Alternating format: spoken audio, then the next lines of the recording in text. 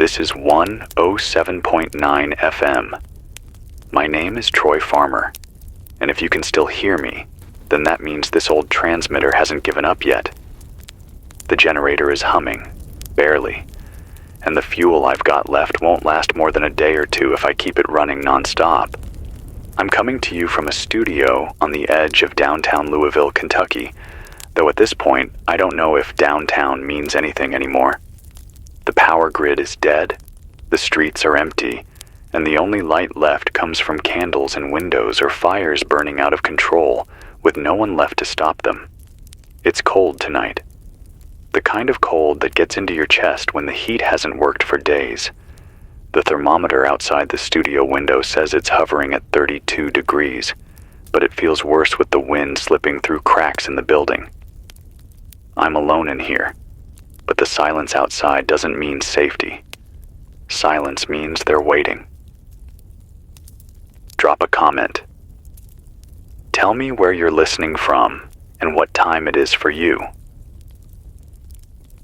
The first time I knew something was wrong was about 2 weeks ago, when the sirens went off without warning in the middle of the afternoon. At first, I thought it was just another drill, maybe something to do with a chemical leak or a tornado warning. Kentucky gets both. But then the phones died. Every single one. My cell service dropped to nothing. Landlines didn't have a dial tone, and the internet cut out like a switch had been flipped. Out on the street, traffic lights froze, engines died, and cars piled into each other at intersections. People got out, yelling, confused, trying to call for help, but nothing worked. I remember standing outside this very station watching a woman slam her phone against her hand, like that would bring the signal back. Then came the smoke, rising from 3 different spots on the horizon at once, like someone had coordinated fires across the city. I had no idea at the time that it wasn't just Louisville. It was everywhere. Reports came through in the first hours, before the radio towers started going dark. Chicago lost power. Nashville went offline. The East Coast, too. One by one, the stations I'd tuned into for updates just fell silent, replaced by static. When Washington went dark, that's when I knew. This wasn't an accident. This wasn't some regional blackout. Something bigger had snapped. That night, I saw the first of them. I don't know what to call them yet without sounding insane, but if you've seen them, you know what I mean. People, but not people. They move like us, but there's nothing behind their eyes. The first was a man in torn jeans, standing on the corner near the Shell station down the block. He wasn't looking around, wasn't calling for anyone. He just stood there until a stranger approached, trying to ask if he needed help. Then he lunged, teeth bared, ripping into the man's neck, before anyone had time to process what was happening. Screams filled the air, and then more of them came staggering out from the shadows. The screams didn't last long. I've had a friend in the military, someone who used to send me messages off the record about drills or unusual movements. He told me once about a program they were running, classified research into biological agents, something about the possibility of a virus that could reanimate tissue. He said it was just theoretical, locked away in labs under heavy guard. But now I can't help but wonder if what's out there isn't some accident or spill from one of those labs. Because these things aren't rabid animals, and they're not just sick people. They're dead, and they don't stop moving. They don't get tired. They don't bleed out the way we do. Hospitals were the first to fall. Within days, emergency rooms overflowed, not just with bite victims, but with staff who'd been attacked. No power meant no ventilators, no refrigeration for medicine, no electronic records. Ambulances sat idle in their bays, and patients died waiting. From there, it spread to the neighborhoods. Grocery stores were stripped bare, people fighting over the last bottles of water, the last cans of soup. I watched two men beat each other half to death outside a corner store over a crate of bottled water. Neither of them noticed the pack of walkers drifting toward them until it was too late. That's when I started barricading this place, hauling boards and furniture across the doors and windows. If you're still listening, know this. Don't trust the silence, and don't waste time waiting for the government to come save you. I've scanned every emergency frequency I can find. FEMA, the National Guard, even local police. They're gone, or they're overwhelmed. The last official broadcast I caught was out of Cincinnati. A general's voice came through the static, ordering martial law and telling citizens to shelter in place. An hour later, nothing but static. I don't know how many are still out there in this city. Sometimes I hear them dragging their feet across the pavement at night, moaning low like something broken inside them. Other times, it's just the creak of the wind and the snap of branches. I tell myself the quiet means they've moved on, but deep down, I know they're everywhere, waiting for the sound of a door opening, for a gunshot, for anything that tells them someone's alive. I'm holding on because that's all we can do right now. Hold on. If you're alive and near Louisville, keep your fires small, your lights dim, and your noise to a minimum. Stock water where you can, and keep weapons close. Don't run unless you have to, because you'll tire out long before they do. Stay with people you trust, and if you're alone like me, keep talking, even if it's just into the static. It reminds you you're still human. This is Troy Farmer, 107.9 FM, signing off for the night if the generator dies. I'll keep broadcasting as long as I have breath and fuel. If you can hear me, then you're not alone. I'll be here. It's now the morning after, though calling it morning doesn't mean much anymore. The sun came up, yes, but it doesn't warm the air like it used to. The sky has that pale gray look, the kind that makes you think a storm's about to roll in even though there isn't one. I cracked the back door open for a minute to check the street. The smell hit me before the cold did. Smoke, rot, and that sickly sweet stench that clings to your clothes no matter how fast you shut the door again. Out on the pavement, the cars are still scattered like toys, knocked over by a child. A school bus sits at an angle against a light pole, its windshield cracked, the stop sign arm still extended like it froze in time. The windows are smeared dark with something I don't want to think too hard about. I've been running on little sleep, catching a few minutes at a time when I'm too exhausted to keep my eyes open. Every creak in this building wakes me, though. Every gust of wind across the roof makes me think something's found me. I can't afford to sleep deep anymore, and maybe that's good. If they come through these doors, I want to at least know it before I go. The walls here are thin, and the old glass in the studio window rattles when the wind blows. I shoved a desk and 3 chairs against it, but I know it won't hold if they really decide to push. Nothing holds them back for long. I keep thinking about the first news I heard out of the East Coast before it all went silent. A broadcast out of New Jersey said entire neighborhoods had gone dark in less than 12 hours. People barricaded in their homes while the things outside slammed against doors and clawed at windows. The anchors kept trying to stay calm, telling people to wait for the National Guard, but you could hear the panic in their voices.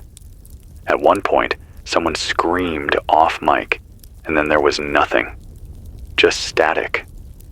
That was almost a week ago now, and no one has replaced their signal. I've got a contact, a man named Daniel, who used to run a HAM station in southern Indiana. He was one of the last people I heard before the air went quiet. He said he'd picked up chatter from military frequencies, short bursts, coded, but the pattern suggested retreats, not advances. Units pulling back from cities they couldn't hold, trying to regroup in rural bases, maybe hoping the countryside would be easier to defend. If that's true, then the cities are already lost. Louisville, Nashville, Chicago, maybe even New York. Lost to the dead. There are stories floating around, ones I don't know whether to believe. People say it started overseas, maybe in Eastern Europe, maybe farther. Some say it was a sickness no one caught in time. Others swear it was a lab leak covered up until it was too late. One man who called in 3 days ago said he'd worked at a shipping dock on the river, and that containers arrived weeks before the first cases here, full of cargo that never got checked properly. He said it spread in the crates, hidden until the day someone opened the wrong one. Truth is, I don't know. None of us do. Maybe it doesn't matter anymore how it started. What matters is how we survive it. The biggest mistake I see people making, those who are still alive at least, is staying in the open.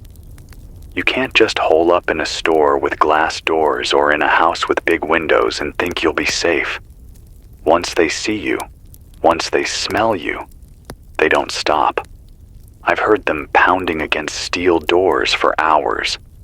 They don't get tired. They don't forget. If you can hear me, find a place with limited entry, somewhere you can defend. Keep your supplies spread out so if one stash is lost, you don't lose everything. Water is already running out here. The tap still spits some out, but it's brown, tastes metallic. I've been boiling what I can on a camp stove, using the last of the propane. There are moments, though, when humanity peeks through the cracks in all this horror. Last night, just before I went on air, I saw a man on the roof of a diner across the street. He waved down at someone below, then pulled a rope ladder up after the person climbed. From the distance, it looked like he'd saved her from a group of 5 or 6 that had been shambling after her. I watched the two of them embrace, clinging to each other on that rooftop, while the dead milled around below, moaning in frustration. For a second, I felt something stir in me that wasn't fear. Hope, maybe. Or at least proof that not everyone out there has given up on each other. But hope doesn't fill the stomach, and it doesn't keep the cold out. I've got maybe 2 days' worth of food left if I stretch it. Crackers, canned beans, a little jerky. After that, I'll have to venture out, and that means risk. I've been mapping the nearby blocks from the roof, watching where they gather and where the streets seem clear. The Kroger on Main has already been stripped bare, but there might be something left in the smaller shops if I'm fast. Moving in daylight is safer, though not by much. They don't move as quickly in the light, but they don't stop either. For now, I'll keep the signal running as long as I can. If you're hearing this, you're one of the few. Hold on. That's all I can say. Hold on, and don't let the silence fool you. The silence means they're closer than you think. It's the 3rd night I've been broadcasting from here, though it feels like weeks. The clock on the wall stopped when the power went, so I measure time now by the sound of the generator coughing when I have to top it off. Every few hours, I shut it down just to let it breathe and to save what fuel I have left. In the dark, the station goes quiet, and that's when I hear them outside the most. Shuffling feet, dragging steps, sometimes a low groan that echoes through the empty streets. They don't talk. They don't cry out. They just move, and they wait. I don't know if I've said this clearly enough, but it's not just the dead walking. It's the living falling apart, too. 2 nights ago, I heard gunfire a few blocks away. It wasn't a burst. It was a single shot, then silence, then 3 more, then nothing. By the time the sun rose, I climbed to the roof and looked out that way. Smoke rising from what used to be an apartment block. I can't say who fired those shots or why, but I can guess. Sometimes it's the dead that break you, Sometimes it's hunger, sometimes it's despair. I had a call over shortwave from a man who said his name was Aaron, somewhere outside Lexington. He told me the National Guard set up checkpoints on I-64 for 2 days, pulling cars into lines, scanning people, separating families. Then the dead came, faster than they could process anyone, and the soldiers pulled out. He said the last thing he saw was an officer shouting for everyone to scatter because they couldn't hold the road anymore. If that's true, it means every major highway into Kentucky is gone. No supplies, no fuel, no escape. There are theories floating around from the few scientists who managed to get word out before their lines went dark. One said it isn't just a virus, that it's something older, something baked into our biology that's been waiting to be triggered.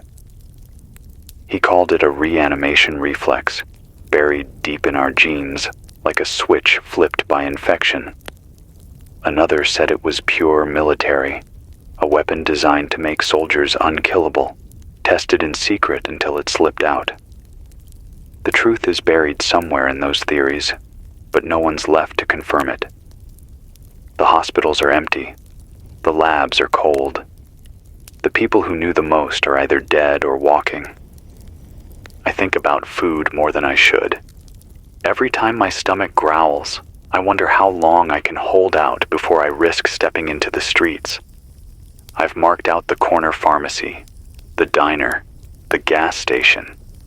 They're all close, but every time I peer out from the roof, I see them milling around those very spots. They're drawn to where we once gathered, as if some memory still tugs them toward old routines. Supermarkets, bus stops, parking lots. They drift back to those places and linger. It makes scavenging near impossible without drawing attention. This morning, I tested something. I took an old radio speaker, carried it 2 buildings down, and rigged it to play static on a loop. Within minutes, 5 of them were gathered around it, tilting their heads, reaching out toward the sound. They stayed there for nearly an hour, distracted, until the battery died. That gave me an idea. Maybe sound is a weapon. Maybe we can lure them away, buy ourselves time. But if I could think of it, so can others. And the more people try, the smarter these things might get, or at least less predictable. I'm not afraid to admit I'm tired. My hands shake when I pour water. My eyes burn from staying awake. But I can't stop talking.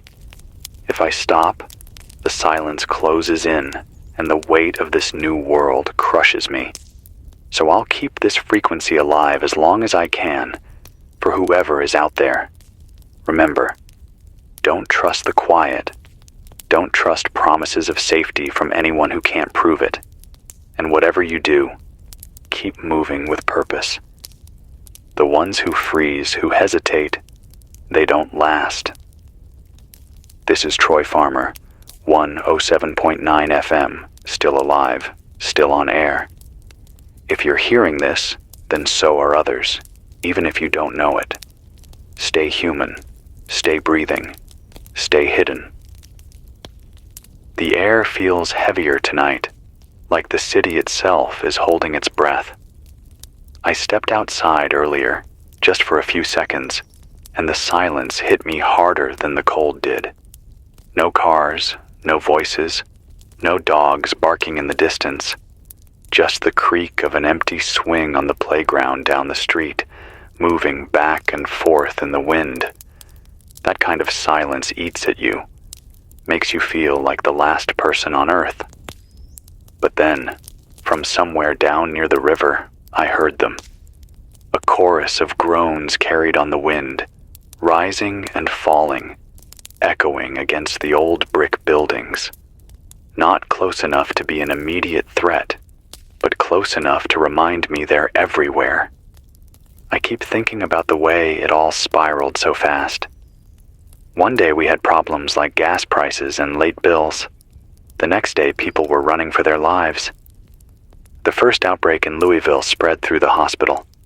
Someone got bit downtown, brought into the ER, bleeding and screaming, and within hours, half the ward was gone. It wasn't just the patients, it was the nurses, the doctors, the ones who should have been helping. They were the first to turn because they were closest. Once the hospital fell, it spread block by block. And still, people didn't believe it. I heard them on the sidewalks, shouting that it was just riots, just panic. Even when the gunshots started, some still said it wasn't real. By the time reality set in, it was already too late. I heard something over shortwave earlier, a garbled message, but I caught enough to know it came from somewhere in Ohio. The man said the dead move faster at night, not because they see better, but because they're drawn by sound and heat more intensely in the dark. He said he'd watched them ignore a still figure hiding under a car, but when that person whispered to themselves, they were swarmed. I don't know if it's true everywhere, but it matches what I've seen here. They don't just hunt by sight, they hunt by every sound you make, every breath, every misstep. So if you're listening, quiet is survival. There are fewer lights on in the city tonight. The candles I used to spot in apartment windows are gone. Either the people inside ran out of wax, or they ran out of time. I try not to think about which. I wonder sometimes how many of us are left in Louisville. Hundreds? Dozens? Maybe only a handful. The streets tell the story better than I can.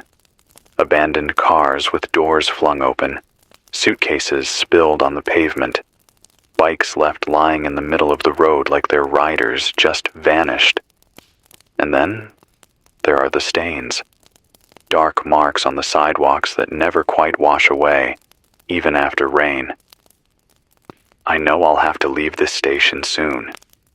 The food is almost gone, and the water in the pipes runs brown more often than not. The dead are getting bolder too. I hear them closer to the doors at night, scratching, bumping against the wood like they can smell me in here. I've been planning a route. North, toward the edge of the city.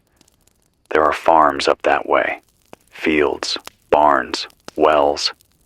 If I can make it there, maybe I'll stand a chance. Out here in the middle of concrete and broken glass, it feels like waiting to die. But for now, this transmitter still works, and I'll use it to say this. Don't lose yourself. I've seen neighbors turn on each other faster than the dead ever could. A man stabbing another over canned soup. A woman locking her sister out of a safe house because she had a scratch on her arm. Fear makes us worse than the things out there. Hold on to what makes you human. Compassion, patience, trust. Because if you lose that, then you're already gone. This is Troy Farmer on 107.9 FM. I'm not sure how many more nights I'll be here, but while I am, I'll keep talking into this dead air, hoping someone out there hears it and knows they're not the only one left. Don't give up, not yet. I don't know the exact hour anymore. The clock on the console is frozen, and I've stopped winding my watch because listening to it tick makes me restless. All I know is that it's dark outside. The kind of black where even the outlines of buildings disappear into the sky. The moon isn't out, or if it is, the clouds have swallowed it. Every now and then a faint glow flickers across the horizon. Maybe a fire, maybe something worse. The city doesn't sleep anymore, not the way it used to. It just smolders and groans, a hollow carcass of what it once was. I've been rationing my food harder than I thought possible. Tonight's dinner was half a can of beans, cold, eaten straight from the tin. I stretched it by drinking water after every other bite, convincing myself I was fuller than I was. That trick only works so long. My hands are starting to shake, not just from fear now, but from hunger. And when I hear the dead scratching outside, I wonder if they can smell it, the weakness on me. Earlier, I climbed up to the roof again.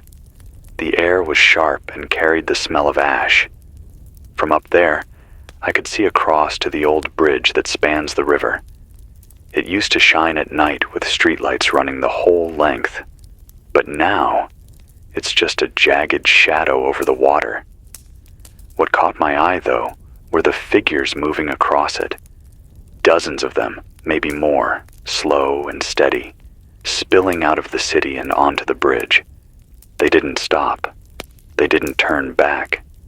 They moved like a tide, and I realized they weren't just wandering. They were spreading. Louisville won't hold them. Nowhere will. I've heard whispers on the shortwave that the government pulled back to Fort Knox, trying to set up a last line of defense there.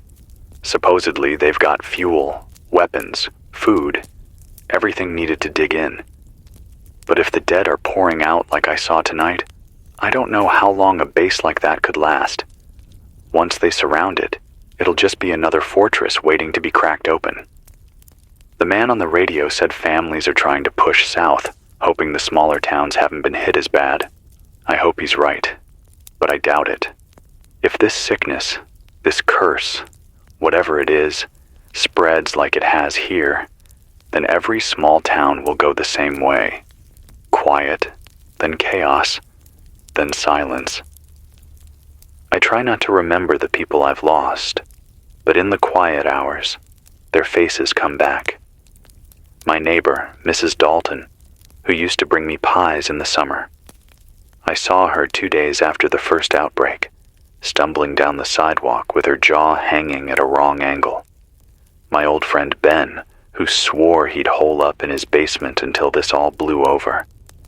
I walked past his house last night, and the front door was wide open, furniture shoved aside. He didn't make it. Or maybe he did, just not in a way that's still human. I keep this microphone close because it's the only tether I have left to feeling like a person. Talking into the void keeps me steady. Maybe no one's listening, but maybe someone is. And if you are, take this to heart. Stay away from the main roads. Don't trust the sound of voices calling for help unless you can see the person with your own eyes. The dead mimic us without meaning to. They groan in ways that almost sound like words. And if you're traveling, move slow and careful. Rushing will get you killed faster than hunger ever will. I'll try to last another night here, but I know my time is running short. The dead are testing the barricades more often. The fuel is almost gone. Sooner or later, I'll have to move, and moving means gambling with everything. But I'd rather gamble than rot here behind boards and false walls. This is Troy Farmer, 107.9 FM. If you hear this, keep fighting. Even if it feels pointless, even if you're starving, even if your hands shake and your knees give out, keep fighting. Because the second you stop, they win. And I'm not ready to let them win. Not yet. I can hear them closer tonight. They've been circling the block all day, drifting in and out of the shadows like smoke carried on the wind. Sometimes they scrape along the walls of the building, dragging their nails across the brick. Other times they just stand, swaying in place, as if waiting for something I can't see. I've learned the rhythm of their movement, the way they shuffle for a while and then fall still, like machines running on an engine that never runs out of fuel. I thought the boards on the front doors would be enough, but tonight I swear, I felt the whole frame tremble when one of them leaned its weight against it. I've been remembering the exact moment the world cracked. It wasn't when the power cut out, or when the first sirens wailed. It was when the broadcasters fell silent. I used to flip between channels just to remind myself people were still out there. Then one by one, the voices dropped. New York, gone. Chicago, gone. Atlanta, static. Even the local stations, the ones I knew by name, turned to nothing but dead air. That was when I realized it wasn't just Louisville burning. It was everywhere. Every city, every place where people lived shoulder to shoulder. We were the perfect kindling for this fire, and it spread faster than anyone could move. There are stories, though, ones carried on broken signals and whispers that cut through the static. A voice I caught last night, faint, said there's a group of survivors moving along the Ohio River, sticking to the water as their road. They've rigged rafts out of barrels, driftwood, anything that floats. The dead don't swim, at least not well, so the river buys them space. It's dangerous, cold water, no shelter, and nothing to eat but what they can fish out. But it's freedom, too. I thought about that for hours after the signal faded. The idea of drifting downstream, letting the current carry you past the ruins of towns and cities. It almost sounds peaceful, until you remember how many bodies must be in that water now. The more I listen, the more I believe this isn't something the government can fix. Maybe in the first days, maybe if they had acted fast, but not now. This thing is too wide, too deep. It's not just a plague, it's a reset. The old world has already ended. What's left is scraps, people clinging to basements and barns, trying to build something new out of the ashes. I think about that when the hunger gnaws at me, when I hear the moans outside the walls, that maybe this isn't about saving what we had, but about surviving long enough to see what comes next. Still, I'm not blind to what it does to people. I saw 2 men in the street today, armed with bats. They weren't fighting the dead. They were fighting each other. Over what? I don't know. Food, maybe. Or just rage. One of them went down hard, his skull cracking against the pavement, and the other didn't even stop to finish him. He just ran, leaving the man groaning on the ground. It didn't take long before the dead found him. By the time I looked again, there was nothing left but silence and a dark stain spreading on the concrete. That's what this world does.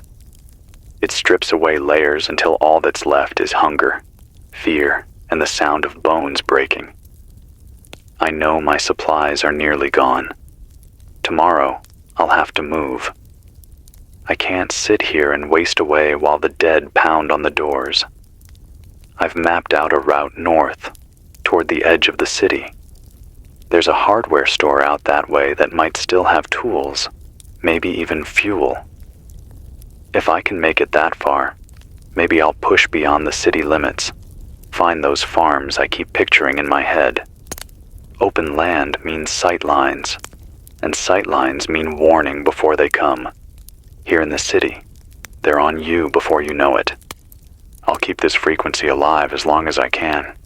If you're out there, know that someone is still speaking into the dark, even if the world feels like it's gone mute. This is Troy Farmer, 107.9 FM. The world has ended, but we're still breathing, and that has to count for something.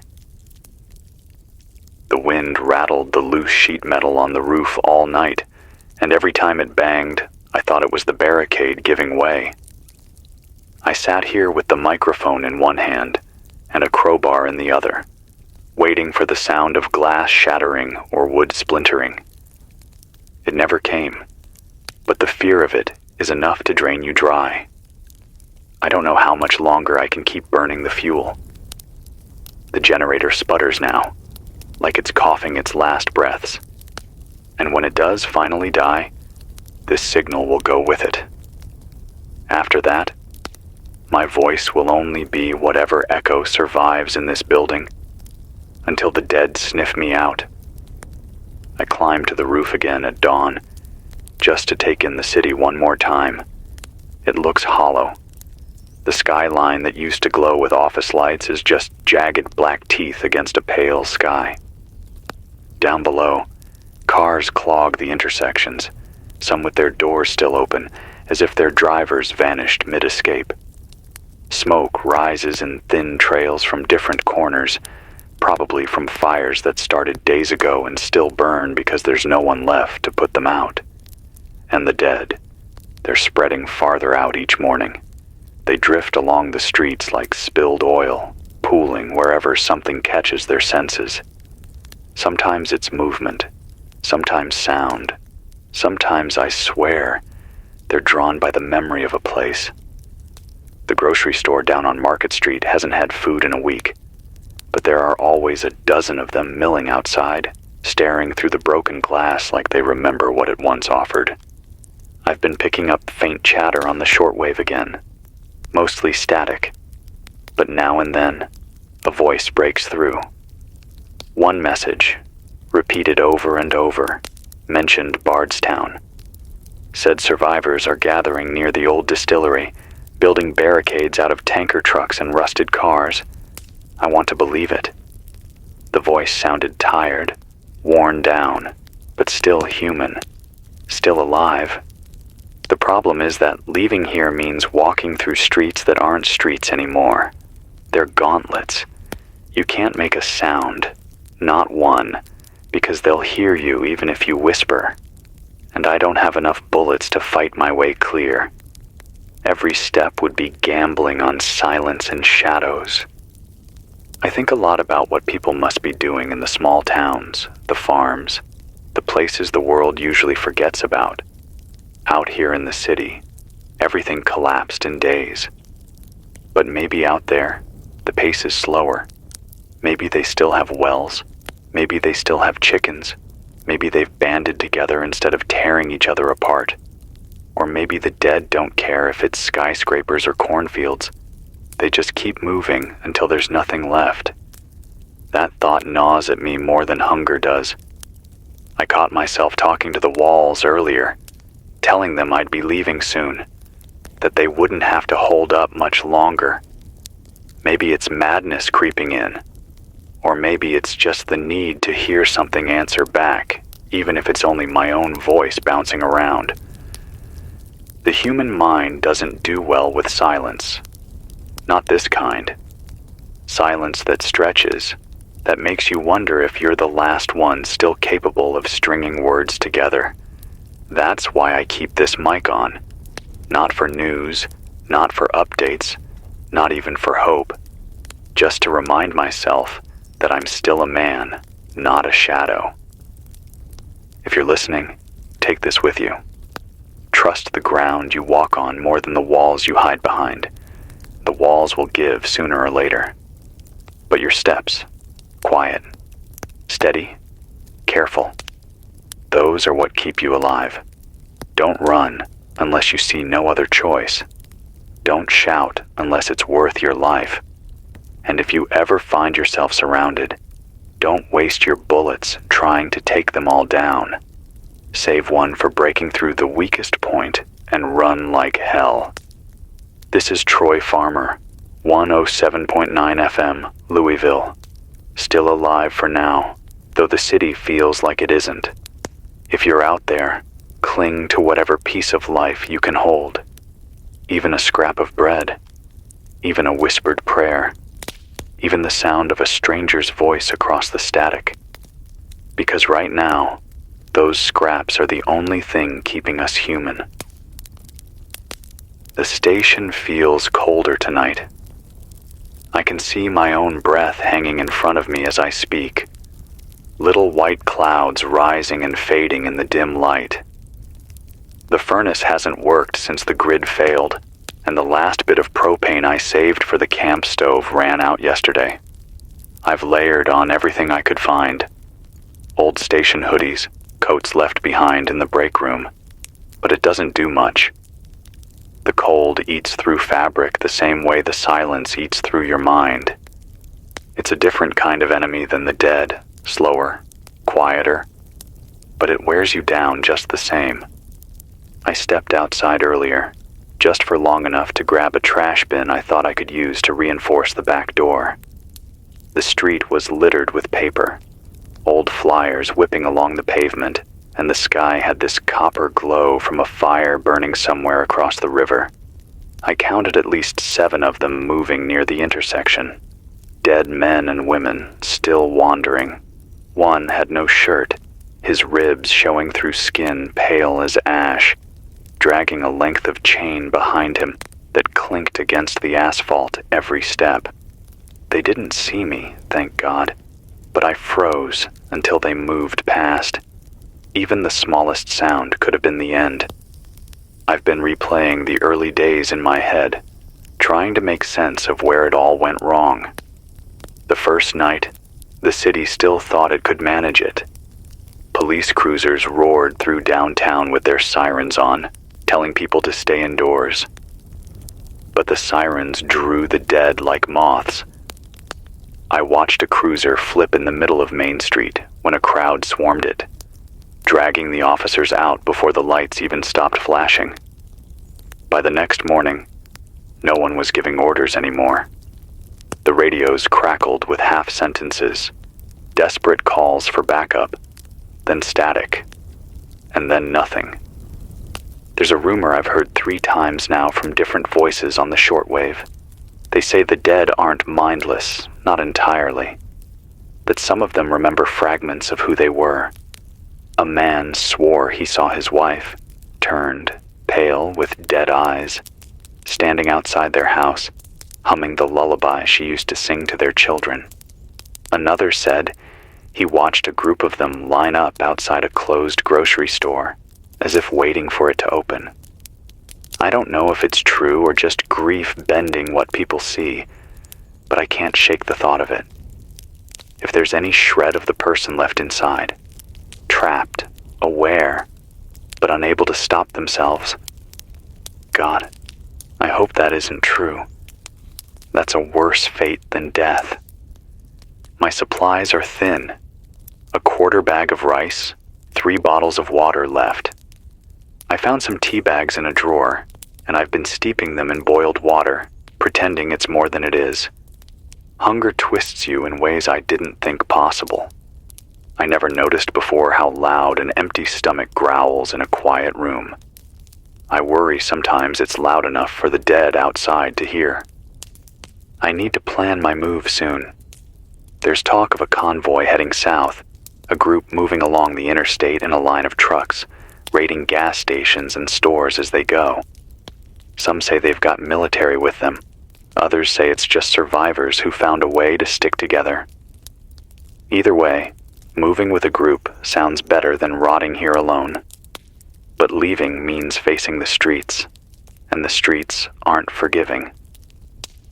I'll have to choose a morning, pack what I can, and risk it. That thought has been stuck in my head all day. Is it safer to stay put and starve, or to step outside and gamble everything on a world gone mad? This is Troy Farmer, 107.9 FM. Louisville is crumbling, the world is gone, but my voice is still here, carried on what little signal I can push out. If you hear me, hold on. Even if it feels like you're the only one left, you're not. Somewhere, someone is listening, and as long as that's true, we haven't lost completely. The air tonight carries that sour smell again, the one that's hard to describe unless you've lived through it. A mix of rot, smoke, and something almost metallic, like rust or blood hanging thick in the wind. It creeps into the station even with everything sealed, clings to the back of my throat until I can taste it. That smell means they're close. I don't need to look outside to know it. I can hear them too. The low, dragging moans float up from the street, blending with the creak of branches and the whistle of the cold air through broken glass. Every once in a while, one of them lets out a sharper cry, and then others answer from farther off, like a chain reaction rolling across the blocks. I don't know if I've said this before, but nights like this, it feels like the city is alive in its own way. Not alive like it used to be, with laughter, cars, music drifting out of bars, but alive like a corpse that twitches after death. The dead stagger down the avenues like blood through empty veins, keeping the body moving long after the soul is gone. I look out over the skyline and realize it isn't Louisville anymore. It's just another carcass dressed up in streetlights that no longer shine. I had a close call this morning. I went down to the basement to check the fuel cans, and when I came back up, I heard shuffling in the hallway outside the station's back entrance. For a moment, I thought someone had found me, someone alive. I almost called out, but then the footsteps dragged uneven, slow, too slow, and a shadow moved across the frosted glass in a way no living man would. I froze, clutching the crowbar so tight my knuckles went white. The shadow lingered, pressed close like it could sense me on the other side of the door, and then it drifted away, back toward the street. I stood there for 10 minutes before I could breathe again. That's what this world does. It makes you terrified of hope, afraid that the next human face you see will already be gone. I keep hearing faint transmissions, half buried in static. Earlier, I caught one that said, "Nashville gone, perimeter lost, heading east." The voice was broken, desperate, maybe military, maybe just someone with a radio. I tried to hold on to it, tried to trace where it was coming from, but it slipped away. That's the worst part. These broken messages, like ghosts talking through the noise, just long enough to remind you how much we've lost. I've been watching the streets from the roof when the light is right. There's a group of them that gathers near the courthouse every evening. 20, maybe 30. They don't just wander, they cluster, circling the steps as if waiting for something. I can't figure out if it's memory or instinct that pulls them there. Some still wear uniforms. Police. Maybe guards. Their hands twitch like they're reaching for weapons they no longer carry. It chills me worse than the cold does, seeing what used to be symbols of safety turned into shadows. Food is nearly gone. I've stretched it as far as I can, but there's no magic left in empty cans. Tomorrow I'll have to move, and I don't know if I'll come back. There's a hardware store 6 blocks north, if I can make it. Maybe it still has tools, maybe even some bottled water. If not, then I'll keep moving past it. Staying here is death by waiting. Going out there is death by chance. Both are death, but at least one gives me a say. This is Troy Farmer, 107.9 FM, holding on by wires, by fuel fumes, by breath alone. If you hear me, keep holding on too. The world is ash and bone, but as long as we're still breathing, we haven't joined them yet. And that has to mean something. The cold hasn't lifted all day. It's the kind of damp chill that seeps into the bones, no matter how many layers you pile on. I've been pacing the studio just to keep the blood moving, my footsteps echoing too loud in a room that used to buzz with life. Once, this place was filled with chatter, music, the clatter of cups from the break room, engineers laughing through the glass. Now, it's just me and the hum of this old transmitter, running on borrowed time. Every sound I make feels like it doesn't belong here anymore, like the station itself has become a tomb and I'm just trespassing inside it. Earlier, I took a risk.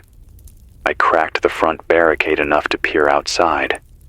The street was littered with leaves, torn papers, and clothes scattered in heaps. No bodies this time, just the things they left behind when they turned.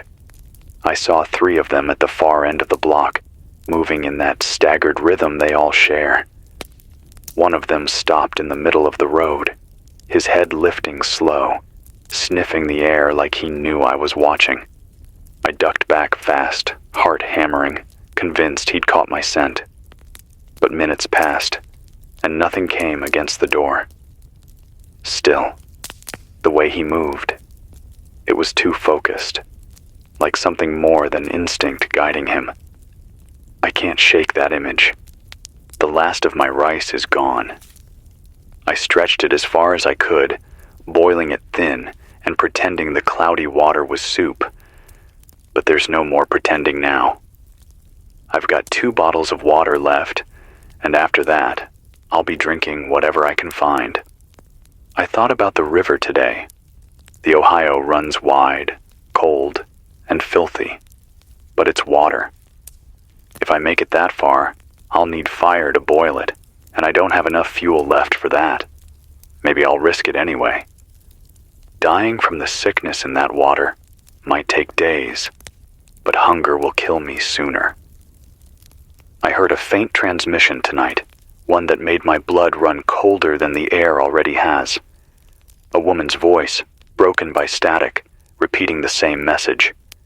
Quarantine failed. Indianapolis lost. Do not approach city centers. She kept saying it over and over, like she was trapped in a loop, or maybe like she was trying to convince herself it was still worth warning others. If that's true, then the dead aren't just here. They're everywhere, swallowing cities whole. Louisville, Nashville, Indianapolis, all falling like dominoes. What's left after that? Where do you run when every map turns red? I thought I saw someone living today. From the roof, through broken binoculars, I caught a figure moving fast along the far street. Not staggering, not limping, running. They carried something strapped to their back, maybe a pack, maybe a weapon. I tried to signal, waving a piece of cloth, but they didn't look my way. They disappeared into the alleys before I could try again. Maybe they saw me and chose to ignore it. Maybe in this new world, every stranger is just another danger. I can't blame them. The station feels smaller with every passing hour, the walls pressing in. I know I'll have to leave soon, and that thought gnaws at me worse than hunger. Out there is chaos and teeth. In here is silence and starvation. There's no right choice, only time running out. I keep telling myself, tomorrow. Tomorrow I'll gather what little I have and step outside. Tomorrow I'll face the streets.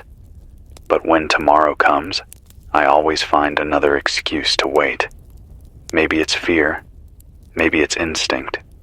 Maybe it's just that staying alive, even trapped, feels like winning compared to the nothing waiting out there. This is Troy Farmer, 107.9 FM, still breathing, still speaking into the void. If you hear this, it means you're alive too, and that's enough reason to keep going. Don't let the silence swallow you. Don't let the dead take what's left. Stay moving. Stay human. As long as we can still say those words, we haven't lost everything. The generator is coughing again. I can tell it's close to giving out for good. Every sputter feels like the last one, like the next moment will be nothing but silence and dark. I've been cutting it down to just a few hours a night, saving the fuel for this signal. When it does die, I don't know what I'll do. The thought of sitting in here with nothing but candlelight and my own thoughts, no hum, no static, no way to reach anyone, scares me almost more than what's out there. I stood on the roof at dusk, watching the sun bleed out across the horizon. The sky turned that deep, bruised red, the kind you only see after a storm or a fire. The city looked like bones in that light. Black outlines of buildings, empty streets stretching like veins. Then they came, not all at once, but in twos and threes, staggering out of alleys and side streets, filling the roads below. Dozens of them gathered without reason, milling, swaying, their groans rising into the air like some broken choir. It wasn't hunger that pulled them together. It was something else. Something I don't understand.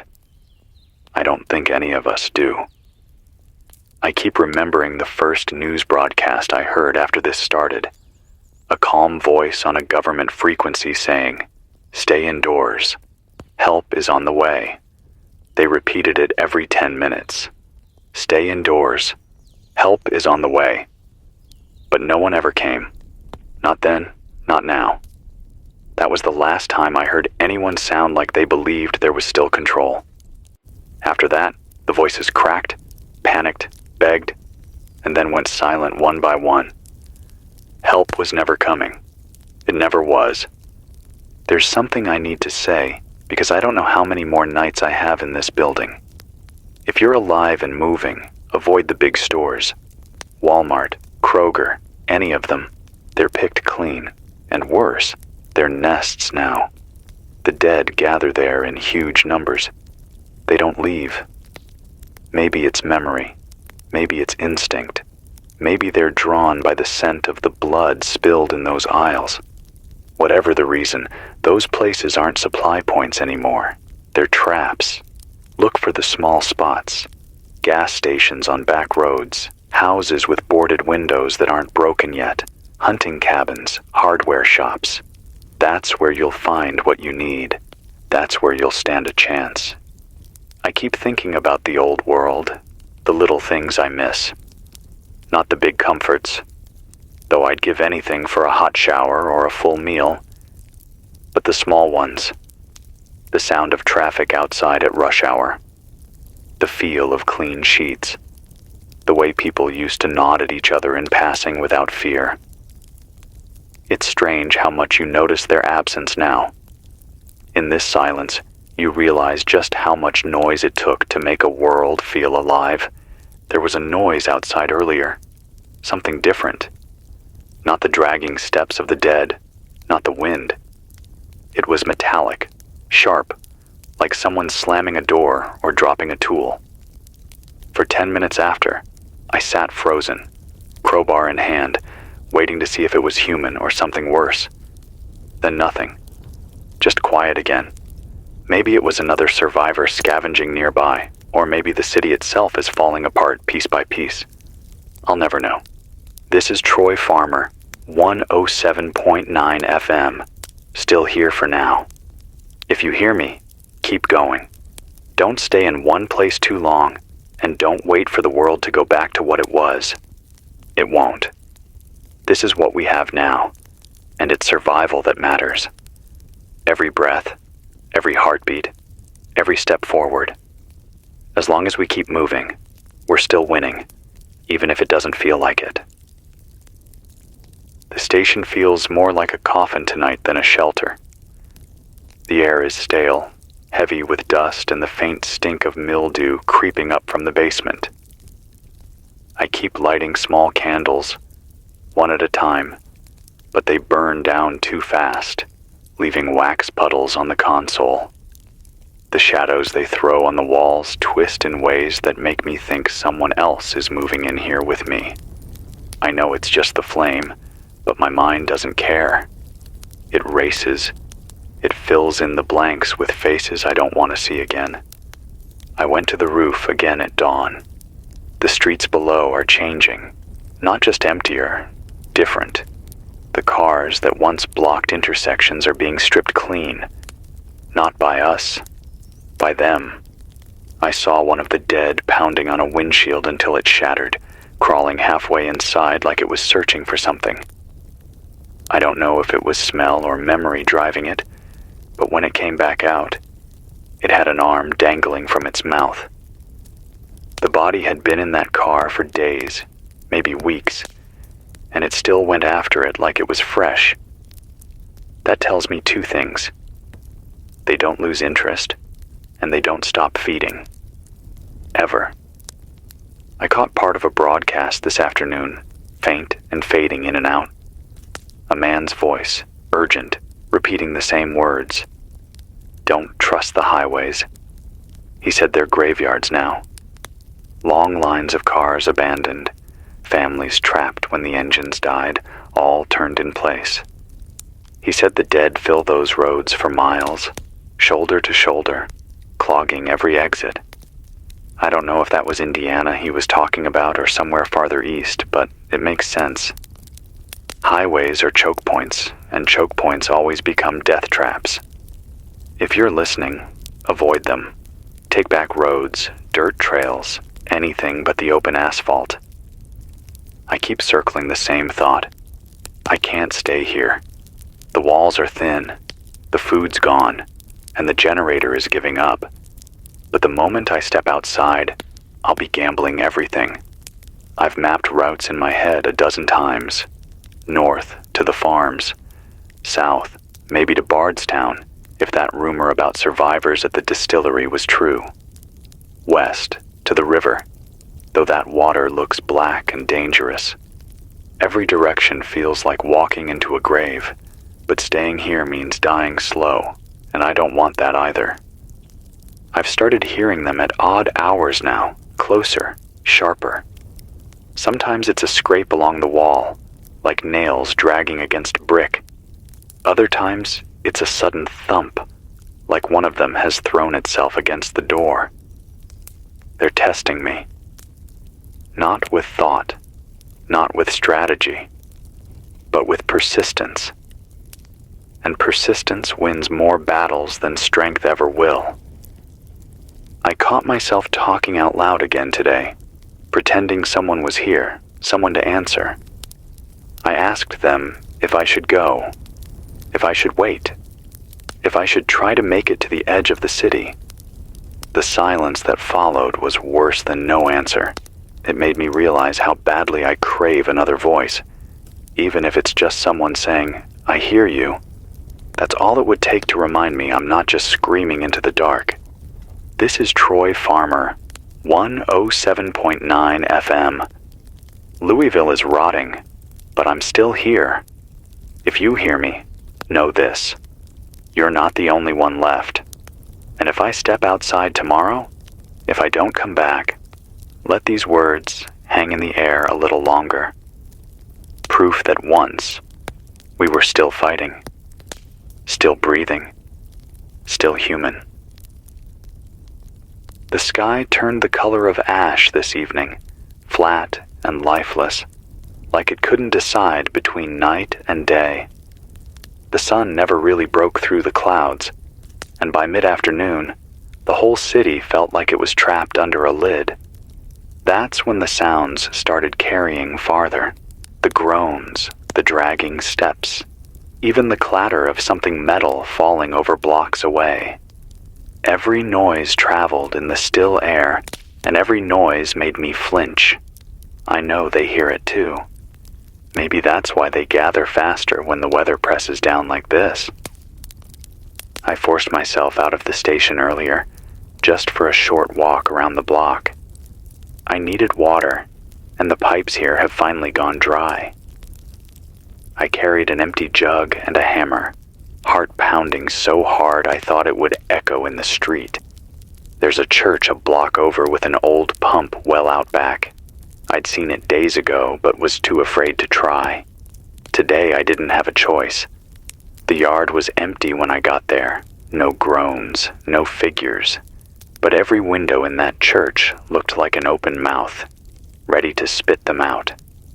I pumped fast, filled the jug halfway before the handle locked up, then carried it back like it was gold. I don't think I breathed the whole walk. Every shadow looked like it would come alive, every doorway a trap.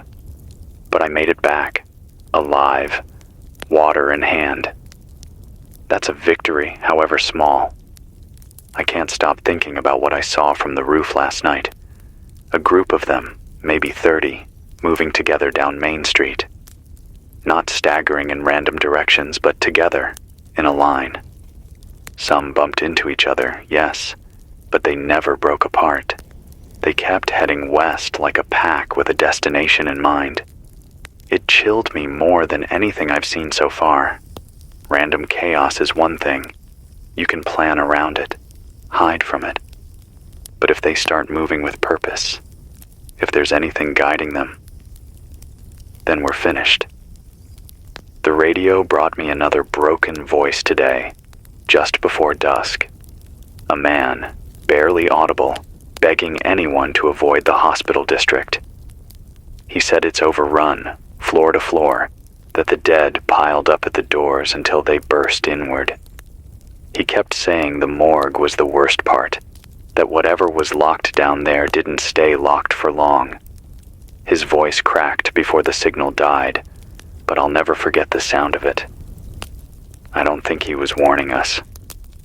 I think he was confessing, like he needed someone to hear his last words before the dark took him.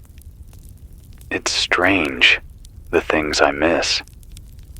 I caught myself remembering the smell of coffee this morning, just that simple, rich scent filling the station at dawn, the way it used to steady me before a long day. Now even the memory hurts, because it reminds me of how far we've fallen. No coffee, no laughter, no mornings that feel like mornings, just gray skies, cold air, and the dead outside waiting for any crack to slip through. I'll say it again because it matters.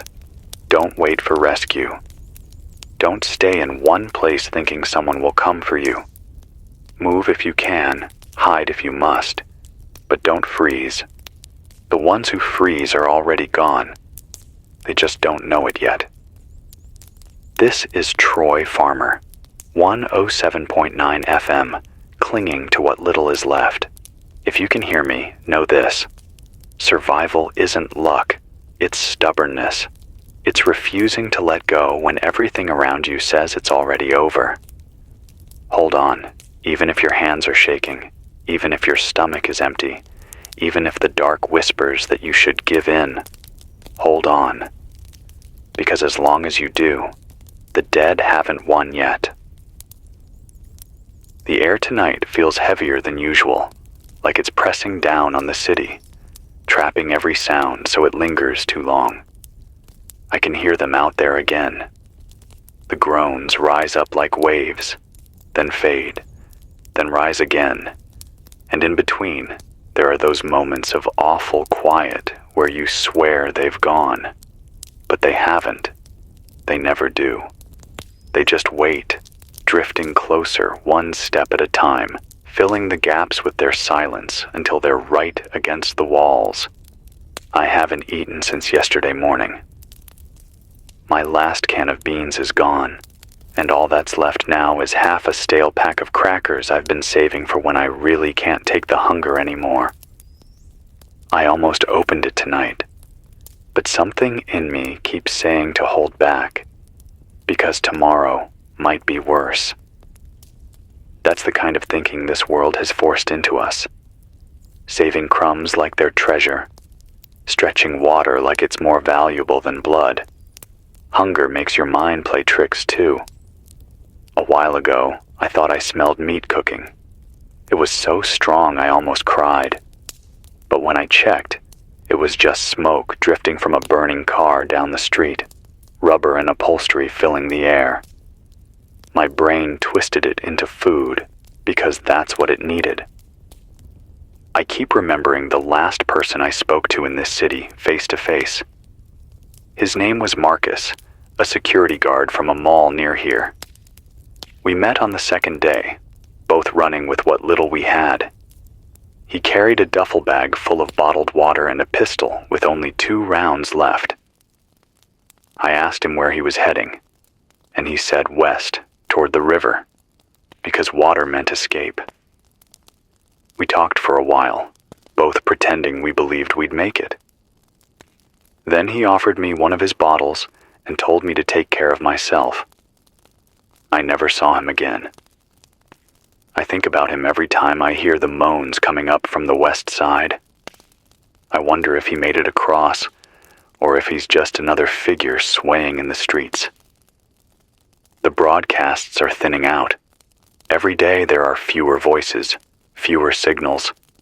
Tonight, the only thing I caught was a faint loop from somewhere south. Proceed to designated evacuation points. Assistance will be provided. The words were slurred, broken by static, repeated without change. I've heard that kind of loop before. It's not real anymore. It's a ghost message, left running by a machine in an empty building. If anyone followed it, they'd walk right into a dead zone. The thought of it makes me sick, but I can't stop wondering how many have already tried. From the roof, I can see the skyline is darker now. No more fires in the east. No more faint glow where the factories used to burn.